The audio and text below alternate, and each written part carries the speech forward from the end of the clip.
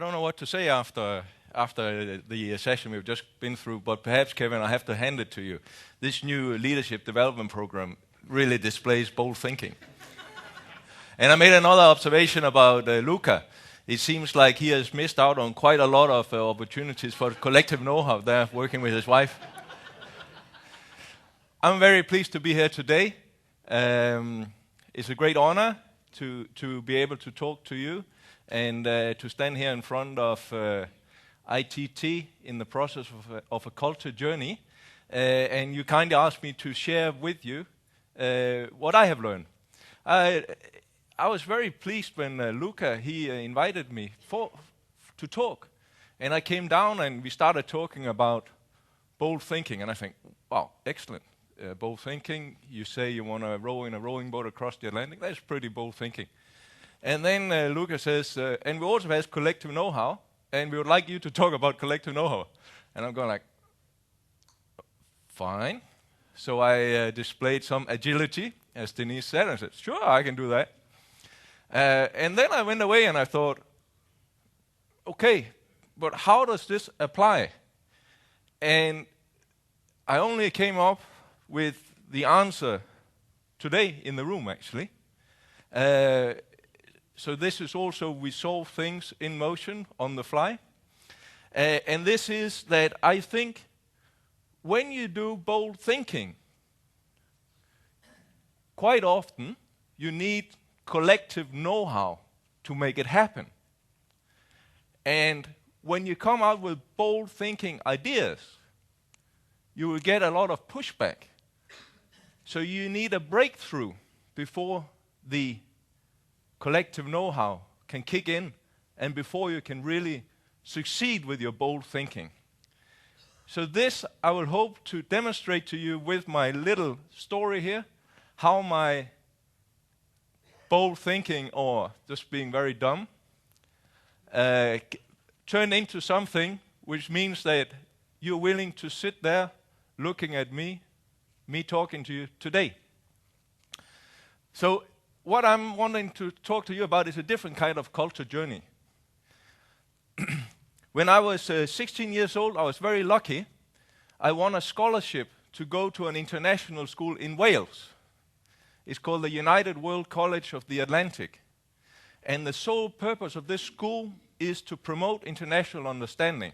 So this was founded in the Cold War, when you couldn't travel, you didn't have internet and so forth. And the idea was, and it's coined by Kurt Hahn, a great educator, who also came up with the Steiner schools.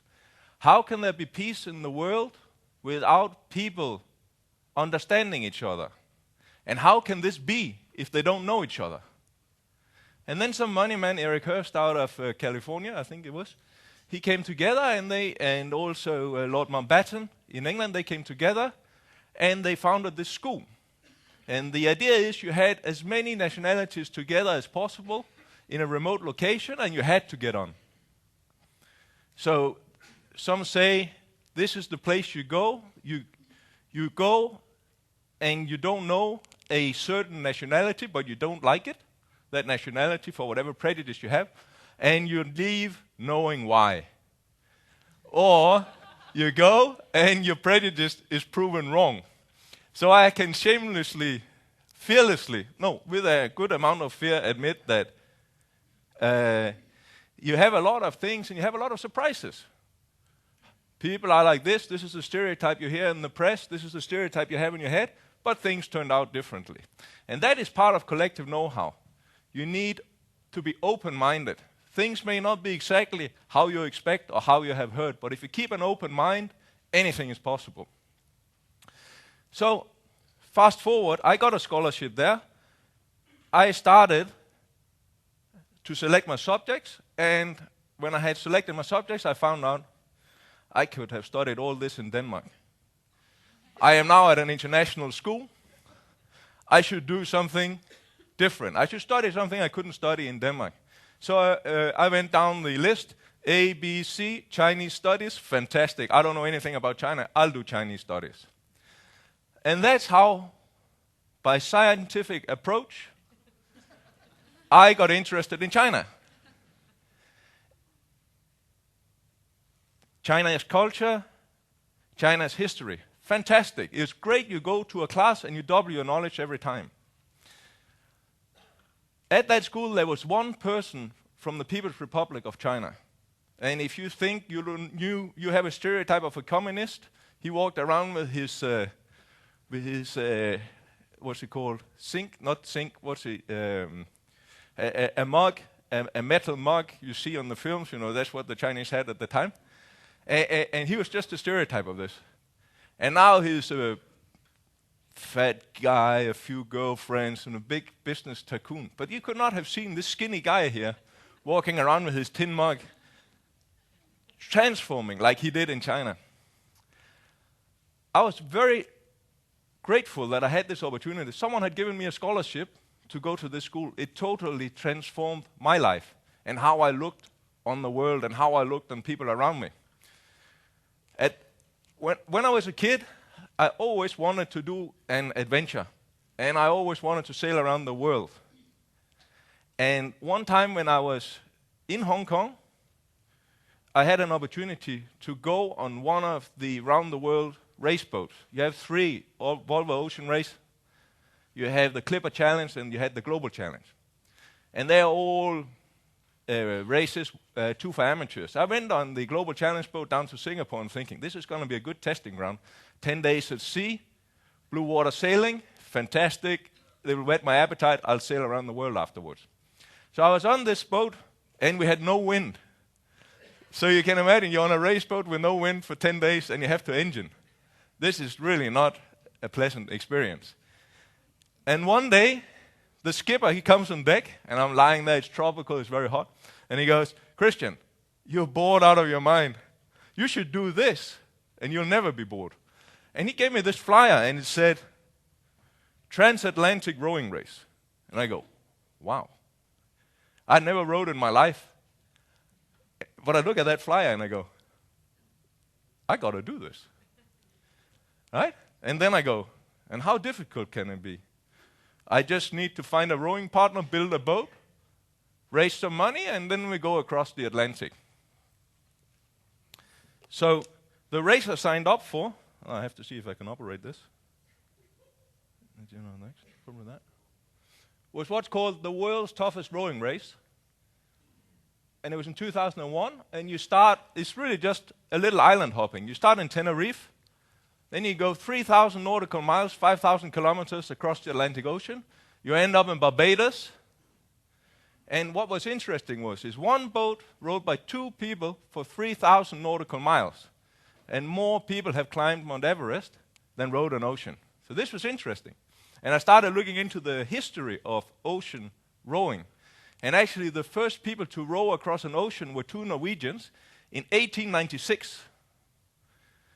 Then no one did it again until 1966. 2 boats set out, and 1 boat perished at sea. And then little happened until 1997, when the first transatlantic rowing race was made. And at this point in time, a transatlantic rowing race, the statistics were half of the people who had set out to row an ocean had died. Okay? Then you have the first transatlantic rowing race, and the statistics improved tremendously. Now it's only 10% of everybody who has set out to row an ocean have survived, or have died. So 90% survival rate. And now we were going to have another race, and I thought, not too bad, we can do this. So I signed up, and I set some goals. I wanted this to be value-driven. And the goals I set at the time I was living in Hong Kong. And I said, I'm going to find a mainland Chinese rowing partner and row with him, because no one will believe this is possible. And also, I'd already been working in China quite a lot there. And what I know is, and you probably know as well, is working cross-cultural is difficult. And one of the big things, China was up and coming back then, still is, but now it's gone from domestic growth and now it's a superpower. So now we'll see China go international. But what I could see there is everybody wanted to be in China. No one could make it work. It was very difficult for foreigners to work with the Chinese. So I thought, we will make the ultimate joint venture. Here we have more than just going bankrupt at stake. Here we have our lives at stake. We don't succeed, we perish. And I thought, we will survive, and it will be a good kind of story and also a showcase for other people to say, no, you can work cross-culturally. It might be difficult, but you can do it. Second one we wanted to do, exactly. As long as you're willing to trust, you can work cross-culturally and you can succeed. Anything is possible. And I wanted to raise some scholarships for PRC students so they could go to Atlantic College. I wanted to give something back to my alma mater. And at that point in time, this is before you had all these billionaires coming out of China. China was not really rich, so the idea of giving money to charity was foreign. Now you have a lot of philanthropists, very wealthy people in China, but at that time, no one gave money. They kept it for themselves. So I wanted to use this idea that through sports, you can connect the charity to it and you can help others. China at that time, people, athletes, they went to do competition to make money for themselves or for their province. And of course, if we were going to do this, my Chinese rowing partner and I, we had to be friends at the end. Otherwise, it would kind of be a hollow idea. And then we had to finish in 56 days. And this, again, you'll appreciate this as engineer, another scientific approach. Because you get asked by the press, so how long will it take you? I don't know. They don't want to hear that. So I said, it'll take 56 days. And it was very logical, because the race starts on October 7th, and my girlfriend's 30th birthday was on the 3rd of December. And in between that, you have 56 days. And I didn't want to be late, so I said 56 days. And then we had to finish top 10. Again, another thing. There were 32 boats at the start, and we said we'll finish top 10 because, well, you have to say something, and it has to be good. But I never rowed before, but I thought, okay, we'll say that. So the boat then is, this is how it actually looked like. It was built in a very small shipyard in southern China. So what you see here, China, after building this, went on to become the world's largest shipbuilding nation. This is where it all started. They built this. So the boat is very simple. It's self-righting. Back down at the back there, you sleep. And everywhere else, underneath the seats in front, you have food. Because you need a lot of food to get across the Atlantic. And you see we have some solar panels there at the back, and a radar reflector there. And then it's really just a matter of rowing. Now, the other thing, and I thought this is going to be really easy. I need to find a Chinese rowing partner. And I went to the CCTV5 channel. This is a China sports channel. It's watched by maybe 50 million people when it airs. And I said to them, look, guys, here's my project. This is what I'm going to do. And they went, okay. I said, no, it's a very good project, and it has a lot of good values in it. Please report on it. And one of the producers said, okay, we'll do it, Christian. So they reported on this, and they said, Danish guy rowing across the Atlantic, looking for a rowing partner, everything paid. You just need to be willing to go. And this aired, and I was very excited. I mean, first to be on Chinese television, and secondly, I thought, but I also had a lot of, I was a bit intimidated because I thought, how will I select? All these applicants, how will I select? And I got 2. And one was my old friend from People's University, Li Jie, who had seen me on television, and he just wanted to say hi because we had lost contact. And the other one was a guy who actually, he sent me a CV and it was good, and Marbin. And I called him and I say, okay, good. And he goes, Christian, very interesting. How big is the engine? I said, there's no engine. And he goes, no, how big is the engine? I go, no, there's no engine. It's rowing. Sorry, not for me. Then I went to the China Rowing Association, and they said, sorry, we can't give you any of our athletes because all our athletes are professionally trained. They need to go and row in the Olympics and so forth and win medals for the country. But we have this one guy who is China's best-known adventurer at the time, Zhang Jian. And he swam across the Bohai Strait in northern China. That's 150 kilometers. This guy, he can also row across an ocean. So I go and meet Zhang Jian. He's a small guy, teacher at the Beijing University. He looks like a buoy swimming around in the ocean. That's why he can do all of this. He is also from the English Channel, by the way. He's a very cool guy. And he said, no, Christian, sorry, I'm preparing to swim at that time, actually, the English Channel. So I have no time nor interest in doing this. But I have this guy, Sun Haibin. He's very good. He can do it with you. So I spoke to Sun Haibin. I met him, and he had some good credentials. Student at the Sports University, triathlete. So PLA, People's Liberation Army. These guys are tough, right? And he went into what's called Bai Team Number 81, which is Mao's. That was Mao's private army. So this is the elite of the elite. So he was in there. He was a very good guy, trained killer. But then he also had a few things that worked against him, perhaps.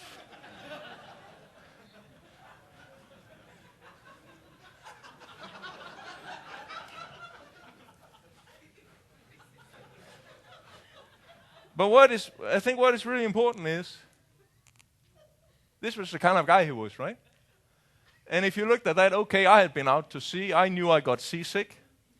I had never rowed before. So actually, we weren't that far off being equal partners. So we set about to do this, and just to kind of give you an idea about how committed he was without knowing what he was entering into, I said, Sun Haibin, we will run into storms. There'll be big waves. It'll be wet. We'll be scared. Won't you be scared? And he goes, nope. I said, why not? I can swim.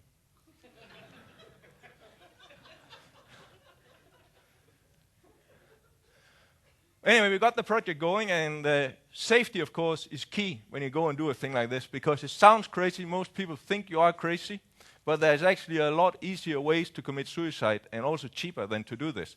So a lot of these things that you hear about sound very, very dangerous, but actually when you dissect it, it's not. So if you cover your risks, you go and you look into it, you will find out the things that the masses think perhaps, this is dangerous, you will die.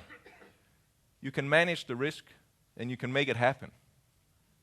But you will often have to go against the grain of how people think. I had people come up to me when we started doing this, because one of the big things is you think this for yourself, I'm going to row across an ocean. But when you go out and you tell everybody, okay, I'm going to quit my job, I'm going to row across an ocean, then you put it out there. And then you're committed, because your failure is public. And so is your success, but your failure is public.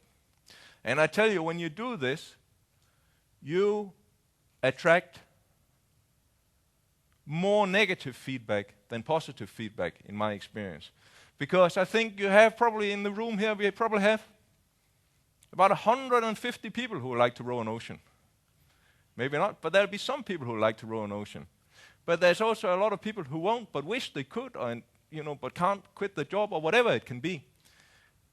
And many people's first reaction to something strange is negative. And then you have to live through that. I've had people come up to me in a bar and say, "You will die! You can't row across an ocean." I go, "Thank you very much." But you can't really use that for a lot, but you have to have the perseverance. And then, when you persevere, people can see you're not fake, you have the integrity to do this, you're committed. And then people start coming out of the woodwork, and they will support you. So I came with this thing here. I didn't know where to build my boat. I didn't know where to find my rowing partner. I didn't know a lot. I didn't know how to build the boat. I didn't know how to equip the boat. And I managed to rally a whole team like this, who all worked for me on fundraising, on PR, on everything. Because suddenly they thought, what you are coming with here, Christian, is a brilliant project, lots of values, we'd like to be part of it. But to have these people rally took time and perseverance before you reach kind of a tipping point where people say, okay, it's for real. I'm going to throw my lot in with it. And there's a great thing here. And you can see I'm sitting down here. Oh, there we go. I'm sitting down here. This is the day before we ship out the boat. Sun Haibin is not there because at this point in time we still hadn't got his visa for him to leave China. But I knew it would happen because we were so committed and we were so pure in our thought and we had a goal. And I just knew all of these things would happen. But every month we had these things that could be showstoppers and would be showstoppers. But we were committed. And we knew this project is good, it will succeed, it deserves to succeed. Fast forward, and now we are in Tenerife. And being in Tenerife was great. Because you can imagine, when you're walking around in Hong Kong, on the street, you're the village idiot, right? He's the guy who's going to row the ocean. And then when you're here on the pier with all the other competitors, anyone walking down that pier who's not rowing an ocean is an idiot. The village idiot, right? So also, who you associate yourself with really makes a difference for how you feel about what you're doing. So we had different entrances from different countries, and we were actually the first entrance from Asia ever. And Sun Bin was the first Asian to attempt to row an ocean. And here we are preparing. You'll see here there was an all-female team. They came third. Imagine that. An all-female team coming third in a transatlantic rowing race. They beat us by 10 days. This is amazing, right? This is amazing. They actually had to go through marriage therapy. They were not married, but they had to go through marriage therapy to get on with each other because they were professional athletes. They wanted to win, but they really didn't like each other. Right? So, and when you're out at sea like this, it's actually really important whether you get on with your partner or not, because there are no rules. Right? If Sun Bin, trained killer from the PLA, had decided that he was going to slit my throat and throw me overboard, right? Who would know? When you're out in the big ocean, you're tired, you're worn down, you're big waves, you're uncomfortable, maybe you're scared. Your mind starts playing tricks with you. So if you can't keep the focus in the boat, you can go loopy. You had brothers where one, he just started swimming for shore, he had had enough, right? You had another one, UK Army. He woke up, his partner was sitting over him with a wrench in his hand, right? Right? You would rather kill first than being the second guy, right? So there's a lot of strain and so forth, but you really have to focus. Now, technically, we would drink 10 liters of water a day. So this water maker was really a mission-critical failure. This is, of course, before graphene was invented. Now you just have that in your pocket and you go across the ocean and you can drink water at any time. So this we had some problems with. So that means we can fill we have two 10-liter buckets, and that's approximately what we'll be drinking a day. So each. So basically, if we run the water maker for 4 or 5 hours, we should have plenty of water, and it tastes good. It didn't taste good, but we solved it.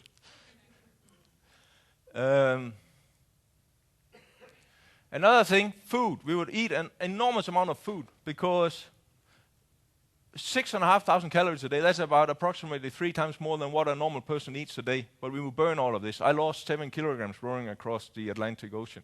It's a very good diet. If you want to lose weight, row an ocean. But it also meant we were eating constantly. And this is what it looks like. 90 days worth of food, so you have Monday, Tuesday, Wednesday, Thursday, Friday, Saturday, Sunday, and then the weeks across there. And then the very last person to be lost at sea, he was lost the day before we left as an ocean rower. So this kind of brought it home to us that this is not all fun and games. There's a serious aspect to it as well. But we felt we had prepared well, and things should go well. If you look at the statistics of ocean rowing, everybody who has perished at sea, their boats have always been found. So we start on the 7th of October, and before we went out, we had made a plan. Plan the row and row the plan. And we had decided we would go south first and then west, because we should have better weather. And this is great, but as you can see, we're the only ones who think that. Everybody just heads straight west and we head south. And having this where we make a strategic choice to do different things, I tell you, it felt uncomfortable, right? Because you're leaving a small island and you know, okay, in 3,000 nautical miles, I can get back to shore. Everybody's heading that way and we're heading this way. Did we get it wrong? And we felt very bad for 21 days.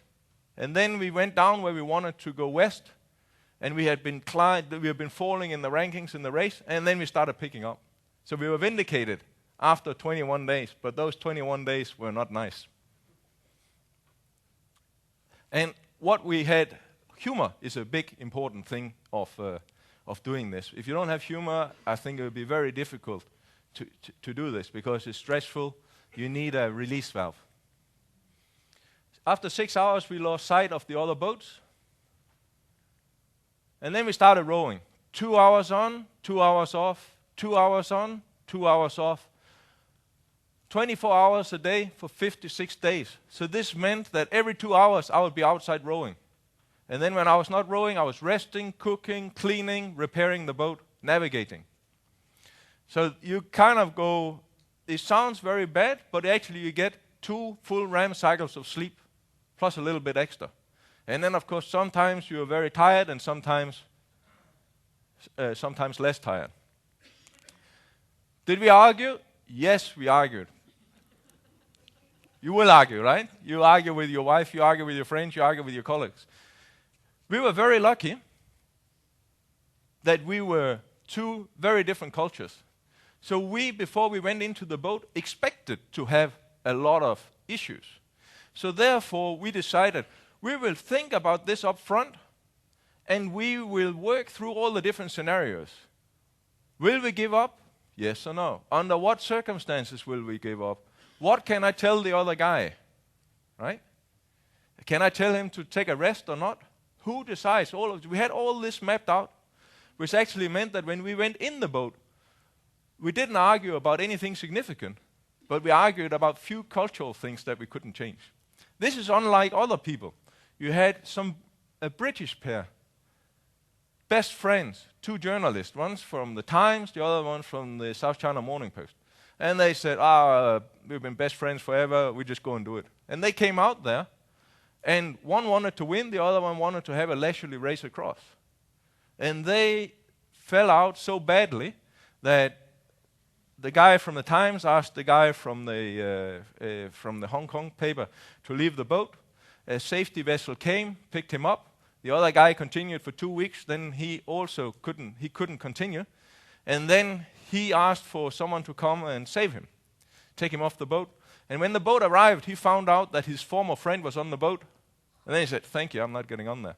And then he had to wait another week before he would get off the boat when another vessel came. Right? We didn't have that because we expected we would be different. And that is something you should think about.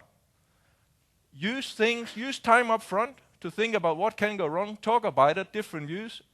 Don't take things for granted. And it's easier not to take things for granted because you are not the same culture. Right? So you can afford to say, okay, hey, I'm Chinese and you are Italian. Maybe should we sit down and think about this, because maybe even though superficially we seem to agree, let's just check and go down one level or more. And that really is conducive to better collective know-how sharing. We argued about 2 things. One was the Chinese are very polite. When they want to kind of make you see that they care about you, they will fuss. And Sun Bin will say, Christian, you look tired, go wash, brush your teeth, go and have a sleep. And I go, Sun Bin, if I had wanted to row across the Atlantic Ocean with my mother, I would have chosen her. Please, And for him it was, when I was, being Danes, Nordics, we don't want to be too enthusiastic about things. So I would say, Sun Bin, at this speed we will reach Barbados in 20 days. And then I think, maybe that I'll now attract a bad omen, if we are not hit by a big storm. And this, if we are not hit by a big storm, was difficult for Sun Bin. And this we didn't solve. But this was just those 2 things, exactly that area we couldn't solve. But that was a small thing, and we were aware of it, that this was our blind spots.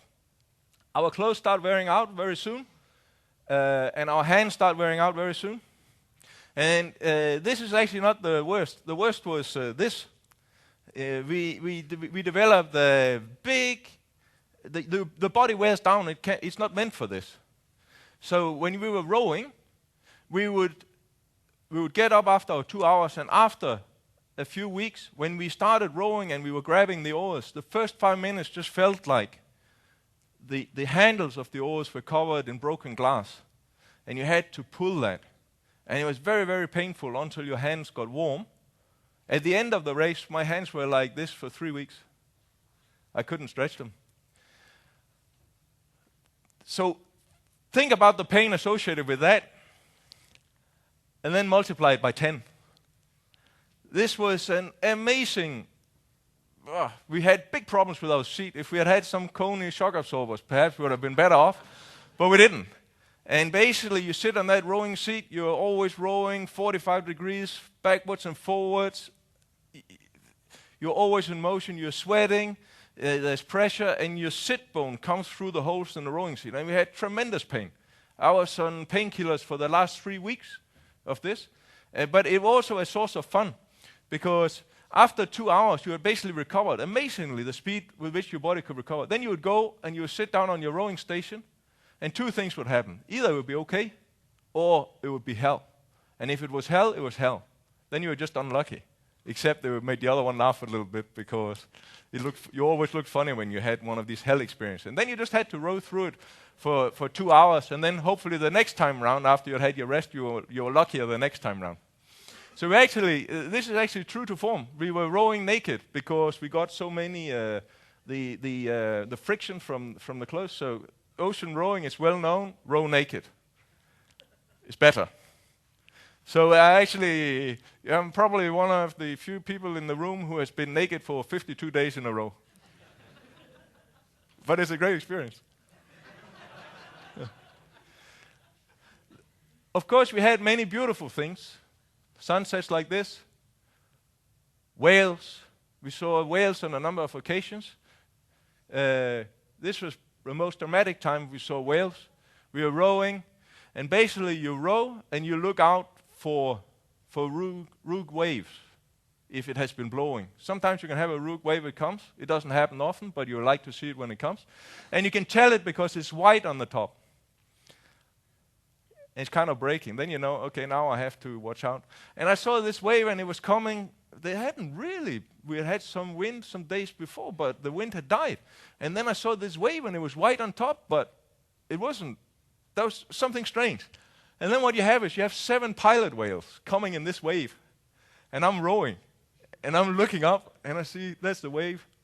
And it has 7 pilot whales in it. And you go, uh-huh. And then I stopped rowing.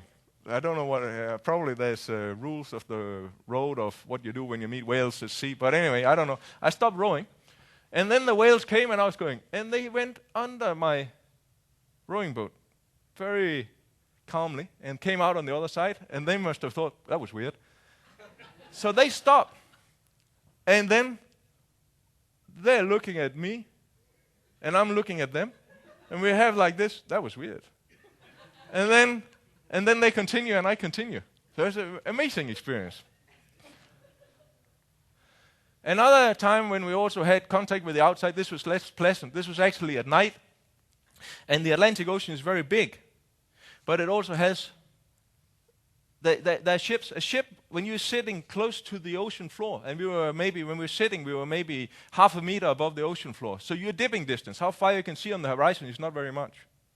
So this means a ship can be on top of you within half an hour. So from not having seen it to having run you down half an hour.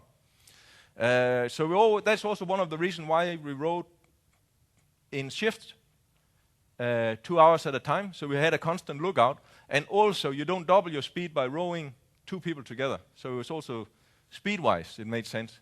But here we are, and this ship came up on us. And we can see it's not good. It was heading for us, and we thought it must be able to see us on the radar, and it couldn't. And then we take out the VHF radio and we say, ship in approximate position, blah, blah, blah. Please acknowledge yourself. Nothing happens. Nothing happens. Nothing. And it gets really close.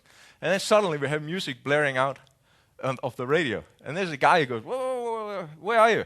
And we go, well, we're right in front of you. And he goes, I can't see you on the radar. And I said, well, look out your window. Oh, there you are. And now turn. And he turned. And then he stopped. There was a large luxury yacht. He stopped, and then we talked for a little while, and we were pretty shaken by this, right?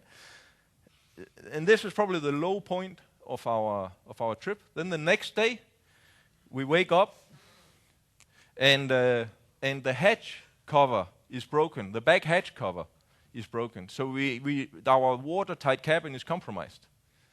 So that was bad, because then it's a safety thing. Then we want to make food, and the lighter is out of gas.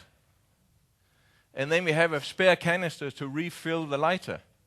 But because of the heat, it has all evaporated. And then we are like 2 weeks away from shore, and no way to make food, warm food. And this, I have to say, that was the low point for me. And here is then an excellent demonstration of collective know-how in the most unusual circumstances. Because Sun Hai-bin, he looked at the lighter and he goes, wait a minute. He went inside the cabin and he came out, and then he had taken the little ignition thing out of the lighter, which would make a spark. And you could use that spark then to light the gas. And how does Sun Hai-bin know how to do this? Because when he was a kid, poor, growing up in Xinjiang, 4,000 kilometers away from the sea, this was the toy they had to play with. They found out that if they took this little ignition thing out of the lighter, it would make a spark and they could give each other electric shocks, and it was great fun. Right? So sometimes collective know-how comes in many funny shapes and forms and the most unexpected ways. Of course, we had bad weather. We haven't got anything from the most bad weather, because then we were inside, battled down, just both of us inside with a drift anchor out. And when we had the drift anchor out, you were lying in there, and you were like, it was like being put in a sack, hung from a tree, and then beaten by baseball bats. You could lie in there, and you could hear, here comes a big wave, and then boom, it would hit the cabin, and you would fly around inside the cabin, and it was awful. Then it was actually better being outside, because you could see the wave coming, and you're rowing, and then it would break over the boat would disappear, but it was self-draining. So you'd be sitting there in the middle of the Atlantic, and your boat was gone. And then it would self-drain, and you would come back out. And that was more comfortable. We had the worst weather right at the start. And actually, at that point in time, because you were very psychologically off balance, you were saying, what am I done doing this? And I actually had an out-of-body experience where we were so far out mentally that suddenly I was elevated up here, and I was looking at myself rowing down there. And I could see, actually, it's not so bad. We can manage to do this. And then I came into my body again. And then for the rest of the trip, we were never in doubt that we were going to make it, or there was weather we couldn't handle. So this strange things happen to you. There's more between heaven and earth than meets the eye.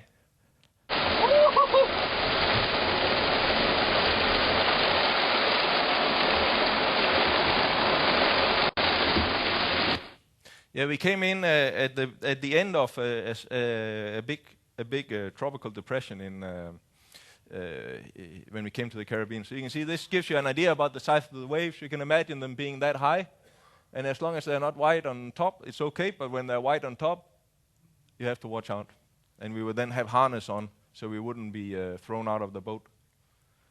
You can see just the force of a wave, right, which hit the boat. This was a steel stanchion at the side, broke. Here you have the support boat.